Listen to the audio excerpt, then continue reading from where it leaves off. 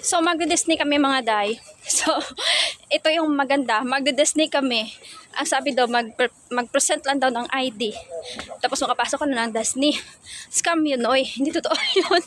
Tapos, yung pinakamasaya pa dito na part, ang call time, 8 a.m. So, syempre, ako na yung body clock ko pag linggo, late na ako nagigising. Aba, maaga, nagising na ako para maligo. Nung naligo, nakatapos na ako lahat-lahat. Walang message, mga piste na to.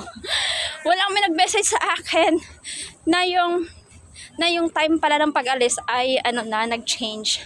So, yung call time nila, 9 a.m. So, nagantay ako. Parang tinatamad na nga ako sana umalis eh. Kasi anong oras na hinihingal ako. Yung 9 a.m. na call time, alas 10.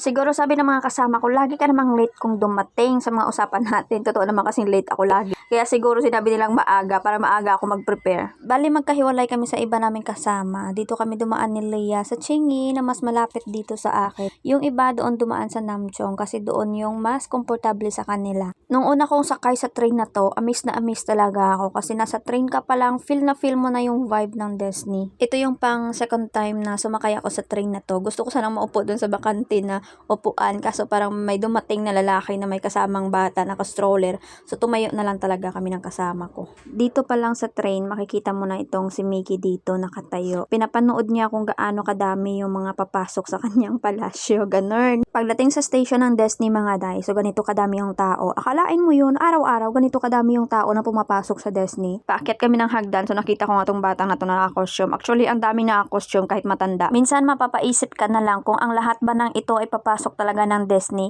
o yung iba ay napunta lang dumaan para magpa-picture. Ika nga kung turista ka dito sa Hong Kong, hindi ka pwedeng umalis ng Hong Kong o hindi ka dumaan ng Disney. Huwag lang kayong dumaan dito sa Disney mga day kapag nandito kayo sa bakasyon.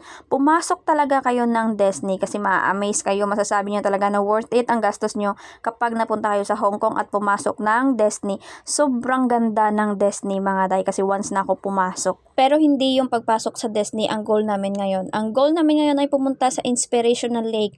At ang pinakamaganda ay hindi pala alam ng mga kaibigan ko na to kung saan yung way papuntang Inspirational Lake. Ang akala ko ay alam na nila kasi nga sabi nila sa akin ay pupunta ng Disney at pupunta ng Inspirational Lake. Hoy, di sumama ang tao. Yung hinahanap namin yung Inspirational Lake. Pero wala kaming alam kung saan kami dadaan. No, di ba? Nag-e-explore. Itong si Leia, nagplano na papunta ng Inspirational Lake pero hindi alam kung saan dadaan. Hay.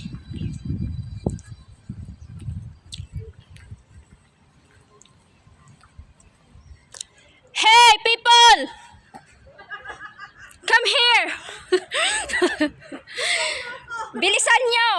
Yung leader, walang alam sa atin pupunta.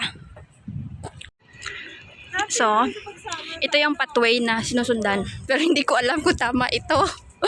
Kapag kami naligaw mamaya, hindi sama kami. Ang dami pa naman namin. Ito na.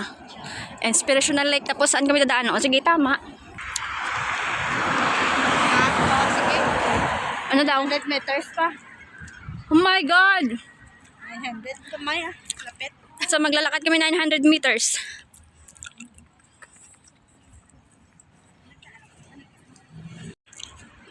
So, 200 meters na lang.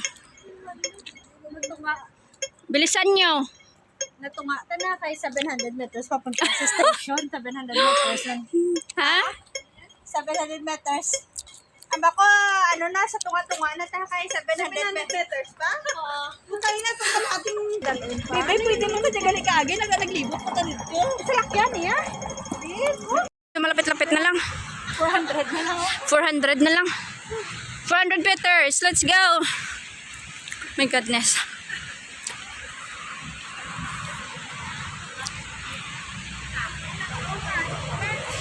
Sa 400 na tama. Para sa'yo, patashit eh.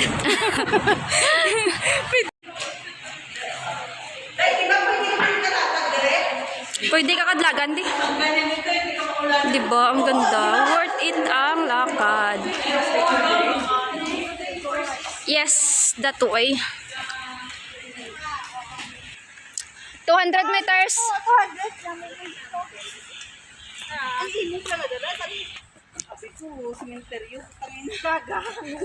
Ang bago nakakita ko may mga Worth it ang lagaw. Di puga, di end man eh. Alay ng barko. Ha? Alay ng barko.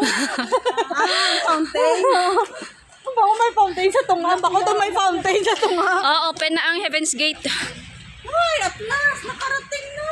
No pets allowed ka na. Kasi may dokong da. May mga pets ka mo nga dala?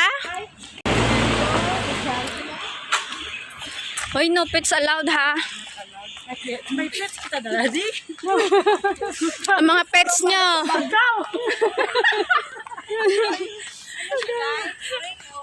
Iring. Iring. Wala ka na balaan. Gabaw.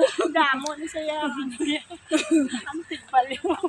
Ara na, gang. Ang alam mo na nang ginahulata. Baka may latawon. May view. Mga view.